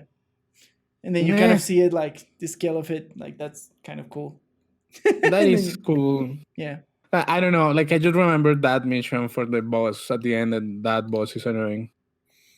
Cool. What about the first time that you encounter a hunter? I think I never ran into a hunter, like, in a natural manner. No, the first time that they send you into a side mission to investigate that the lights flicker and the crazy stuff. And you cannot kill him and he paralyzes you. It didn't feel natural, so I didn't care. So it didn't feel to prepare or to set up? It was a stage, like and the lead up was something is gonna happen. Fair enough. It didn't feel natural, so yeah, that makes sense. That's why it didn't kind of care much. All right. But you see it coming, like you see. Oh, something's weird. This mission is different. Yeah. Something's gonna happen. Yeah. So in that sense, it's kind of telegraphed to me. Yes. It would be better if it be like just a normal mission, but it's kind of like telegraph. Or if you find it like in the middle of one of the missions for one time or something like that. Or on the open world. It will be interesting. You never find a hunter like randomly in an open world? There's one that appears... Randomly? No. There's one that appears randomly in some Rufus. Like I remember I never walking. came across any of them Fair enough. randomly. All right, I remember walking like closer to the the Washington Monument, I think it is. I hunt all the hunters. Yes, we did hunt all the hunters. Yeah, but they never came to hunt me. Yes. That is true. That is true. So that's what I'm saying. It's kind of Yeah, right now in Warlords we have random rogue agents who comes to hunt you, and they're like kind of that level of enemy, which is interesting. Like you're in the middle of a mission and they appear that's randomly. good. Yeah, and they're very cool encounters because they have like your tech and that sort of stuff. So in that sense, that's an improvement of like the hunter encounters. Yeah. So that's good. All right. Anything else to say to close the deep dive of this week about the lore and story of the Division? No, that for as much shit I gave the game, I really like it. I like to spread some freedom in everybody's face. Yeah, it's a fun game to play. Yes, it's definitely a fun game to play. And I will say for myself, it's like the same. Like the game is good, is really good to play, but they have too many missed opportunities. But I know that it's not their priority to like deliver an extraordinary story. It is definitely not a story-driven game.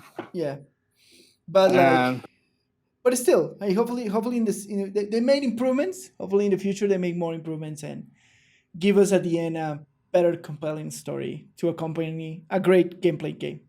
Right? I agree. Yeah, I agree with that. All right, cool. With that, we finish a deep dive and we move on to our audience questions and feedback. Remember that if you listen to this, wherever you listen it in YouTube or Spotify or Google Podcasts or Apple Podcasts, wherever, you can write us down to our Twitters, to the email of the podcast. You can pass down by my stream and ask some questions about the podcast, and I will note it down and respond here.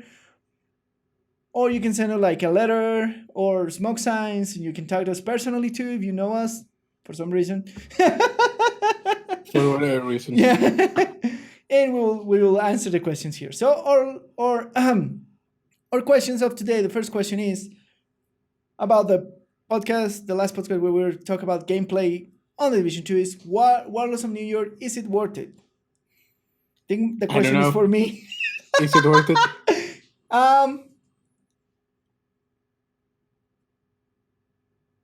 If you like Division 2, gameplay-wise, yes, it's more Division 2. It's better Division 2, more interesting encounters. New York is much more of a tight, like more vertical kind of maps. And the encounters how big does it feel, the New York map? Half the big as DC, so very big. It feels big enough. Yeah, but does it feel big or? Yes, it does, because it has like a lot more. Like it's deceiving, because if you see the map, you're like, oh, it looks small, but because you have so much verticality, it feels big. No, I mean it is again. Video games are illusions, so it's about how you feel, how big they really are. It does feel big. Nice. Like it feels cool to traverse, and it's beautifully designed as the game is, right?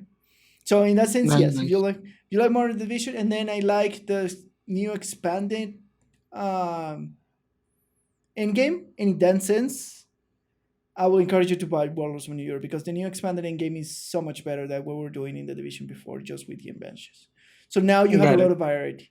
You have like the hunts, you have the inventions, you have more maps to go through, you have more points to capture, you have more diverse stuff to do. And then you always gonna have every 2 weeks like things to do. Got it. Right? So in that sense, it's worth it. Right? If you like Division 2 and you will love to do more endgame stuff in the Division 2, definitely Warlords of New York approach that. In terms of the gear, is gonna be jarring. Right? Because they change a lot of things, change a lot of gearing things. But the good things, and these I like a lot, is they actually, like for the highest difficulty, they actually emphasize roles in the groups. right? So what happened is like in the old division, you can be a jack of all trades. You can have like a damage build or a skill build and go through all the content with 4 people, no problem at all, right? Now, if you're gonna go through the highest level of content with a group, you need roles. You need a healer, you need a CC dude, and you need DPS dudes. Because if you go full DPS, they're gonna end up like deleting you. I don't know if I like that. And that's the big difference between that day now. If you're like 2 players, it's not that bad. Like you can go double DPS and be fine. But 3 or more, kind of the game push 3 or more in higher difficulties, and I'm talking like challenging and heroic and legendary.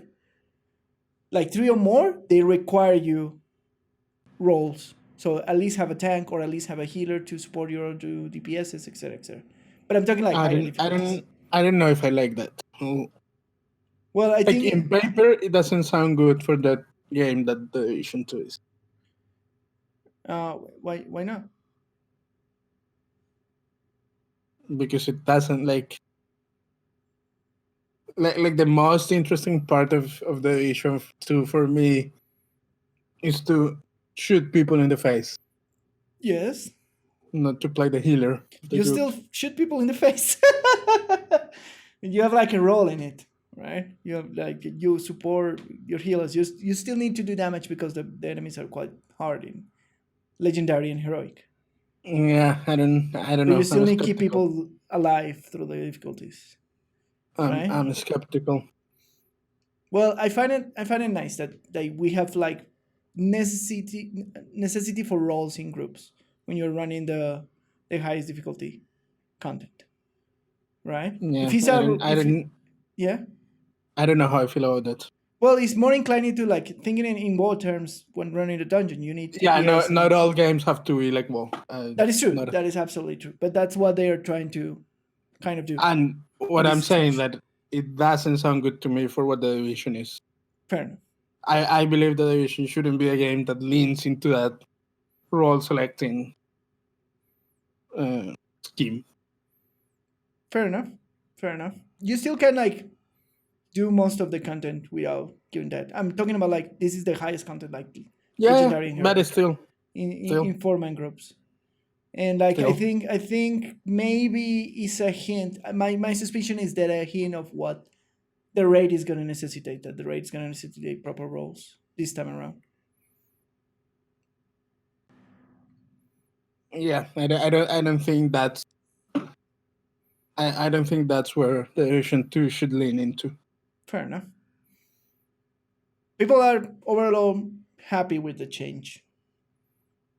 Well, for now, that there are people playing. I imagine so. Yeah.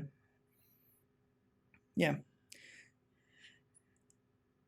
So in that sense, it is worth it if you like the Division 2 vanilla all the time, and if you want to do more stuff on the Division 2. Like if you want to actually have like a good in-game that keeps you invested and leagues and seasons and that sort of stuff. And they're going to give you like a lot of more content in that sense, and like the expansion does that for you.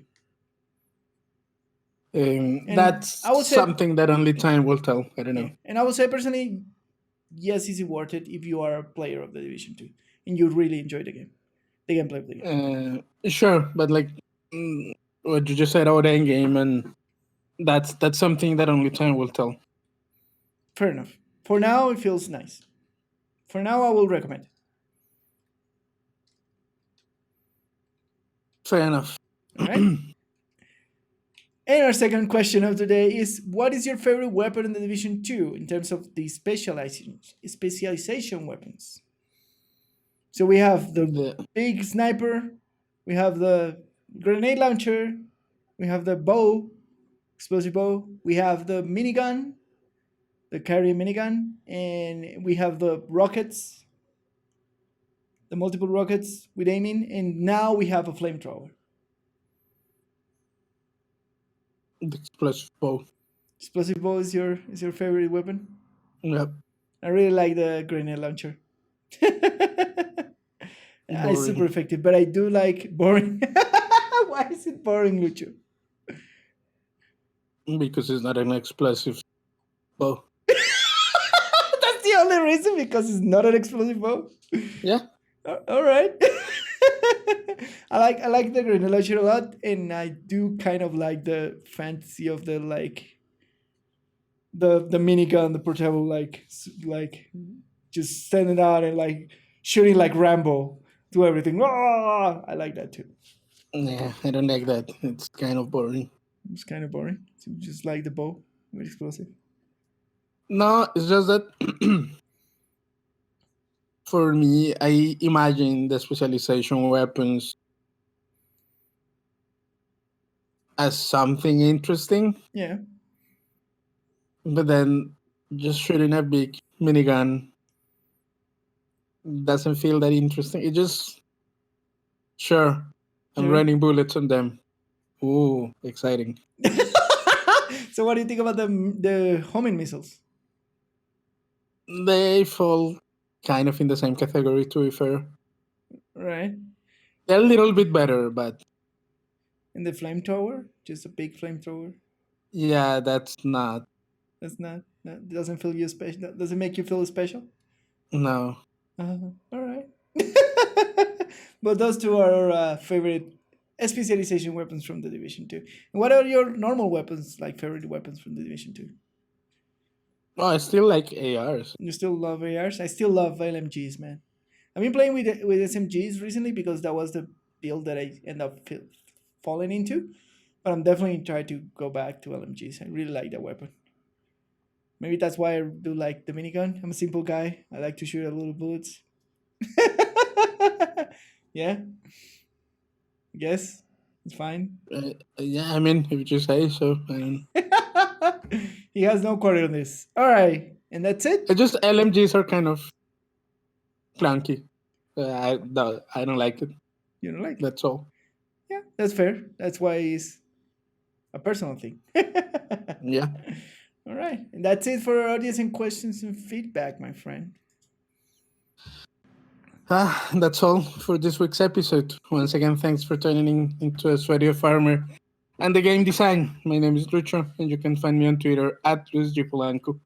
And I am the Lone Name Gamer. You can find me on Twitter at the Lone Name Gamer and on Twitch on twitch.tv/Lone Name Gamer TV, where I stream Mondays, Tuesdays, Thursdays, and Fridays.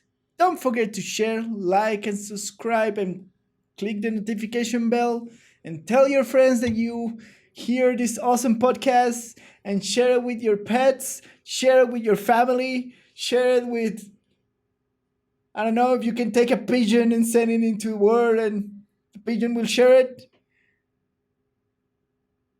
And The Sweaty and the Farmer and the Game Design. See you next time. Bye. Bye.